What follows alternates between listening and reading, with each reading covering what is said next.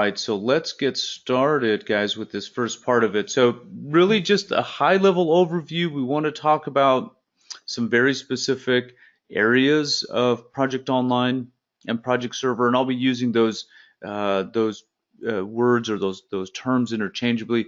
Really, it's Microsoft PPM is the way you can kind of think of that ongoing, because it's not just Project Online, but it also encompasses SharePoint, encompasses Microsoft Project on the desktop, also includes Power BI. So it's a whole stack of different tools and services that we have available to us. So a couple things we want to talk about is really just getting a sense of what is Microsoft PPM, what's the role of the administrator, what are the different components that really make up this whole suite of tools that we've been talking about here, and how does an administrator really work with it. So the big thing with Project Server is what is it allowing an organization to do, and why would we even be looking at Project Server as a potential choice for us? Well, one of the things that it's allowing us to do, of course, is this whole idea of centralization, right? And the ability to quickly start projects, right, from this centralized location and be able to get access to that project information at any point in time. And that's one of the questions that I always ask when organizations are looking at project servers. I tell them, I said, you don't have that today. There is not a location in which you can get to that information quickly and easily to find where your projects are, right? Who owns them, what's their status, and just very specific information about that particular project. Now, project itself, right, the desktop tool is really where Project Online originated from, right? So it all came from Microsoft Project, a tool that has been used by project managers for many years, right? It's one of Microsoft's very early applications that they released, right? So it's been around for quite some time. So when you hear the two different terms, Project Server and Project Online, they're really the same thing, right? So Project Online is Project Server in the cloud. It's Microsoft's approach to a cloud-based solution, right, that was normally only found within Project Server. So what would originally, right, if we look back a few years, what would take, thousands of dollars of implementation costs in terms of hardware and software and resource time is now found within Project Online by just simply a subscription that an organization is going to pay month in, right, and month out for using that service. But from a functionality perspective, you get everything, almost everything, I would say, when you move to Project Online, right? That all of that functionality is still there.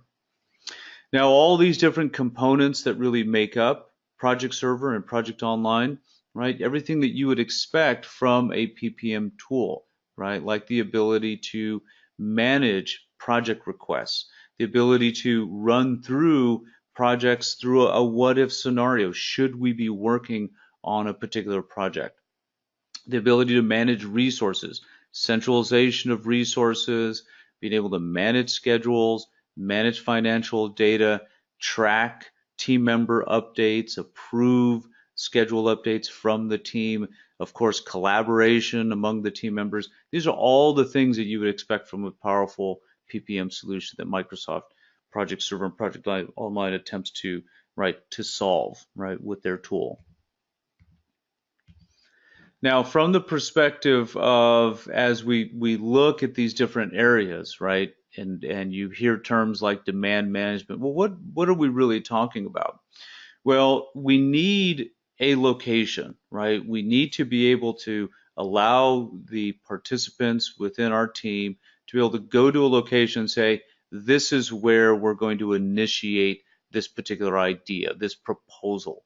And that's really where the demand management portion of it comes into play, where we can have that centralized location, gather information from whoever is requesting it, find out what they're looking to accomplish, and then route that request to the appropriate recipient, right, where they can look at the request, they can review it, right, with the steering committee or just individually and say, yes, I think this is something that should go forward, right?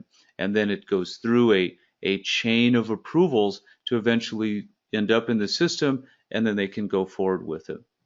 This is something that a lot of organizations are looking for, and this is what a lot of organizations spend time on, which can be automated, and that all falls within this whole idea of demand management within Project Server and Project Online. Not something that's automatically there, it's something that you need to configure, but it's ready to be developed to allow for that, right? And we'll talk about that as we go through this course. And then, of course, the idea of portfolio selection and analyzing those requests that are coming through. So it's not just a matter of routing to the appropriate recipient, but it's gathering the relevant information, like what's the estimated budget for this request? Do we have enough people, right, to do the work, right? And is it in strategic alignment with what we're trying to accomplish as an organization? So Project Server and Project Online have those capabilities where we can run through these different what if scenarios to find the best blend of project requests and then push them forward, right? The resource management, this is something that everybody always brings up, right? That they're looking for a tool that gives them that visibility about when their resources are working, right? Well, the only way to do that is through good schedule management.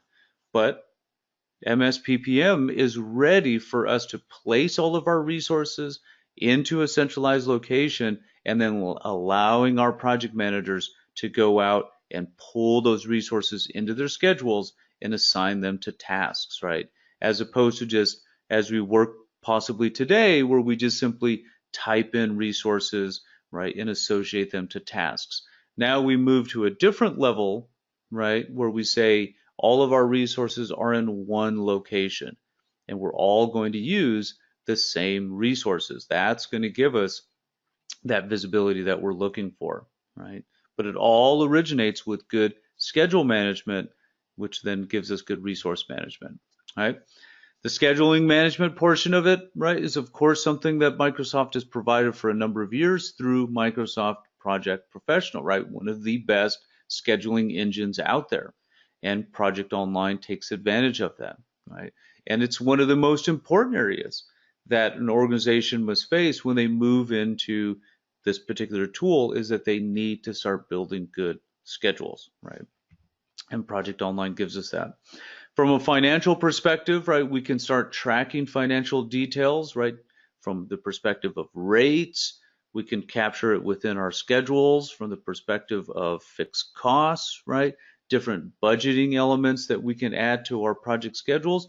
And then, of course, we can track our project financial details and do anything we need to from the perspective of analyzing those costs, performing different calculations, and then of course reporting against them, right? So Project Online is open and ready for all of that configuration. Time and task management, it's taken some time for, no pun intended, for Microsoft really to get to a point where they do really good time and task management. And they definitely are there now, right? Where we have the ability to allow our team members to come into Project Online and start tracking work that they have been working on and have been completing and giving that to the project managers from the perspective of saying, here, I'm done with this. This is when I started it. This is when I finished it, and submitting it to the project manager for approval, where they can then take those updates and have their schedules automatically be updated or manually, right? And then they can report that progress right back to the tool. We can also set up timesheets to allow for non-project time capturing, right? To get a full perspective of what our team members are working on, right? Both from a project perspective and also what they have just simply been doing, right? Non-project time. So Project Online allows for both of that. Plus the team collaboration portion of it, this is solved through the project sites. So with the project sites, we can allow our team members to come in, upload documents, respond to issues, right? Any kind of risk management, document management. We have an area, these dedicated sites, where this is where we want our team members to be working and collaborating in.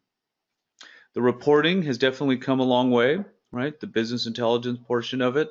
We have Excel services, Performance Point, Visio services.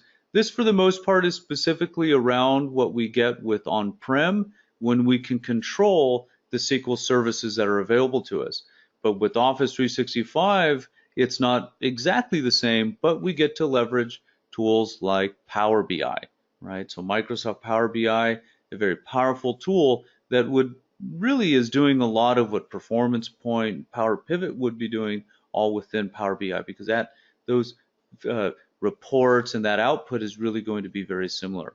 Okay, same thing with Excel services. So Power BI in a lot of ways can encompass a lot of what we would normally be handling with just our SQL Server tools, right, and SharePoint tools.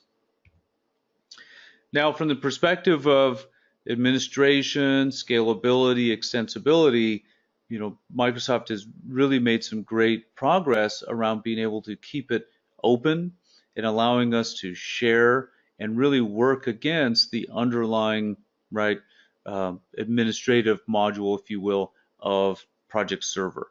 So when it comes to integrating it with third-party applications, if we have to have certain scripts running in the background, we can handle that pretty easily with Project Server.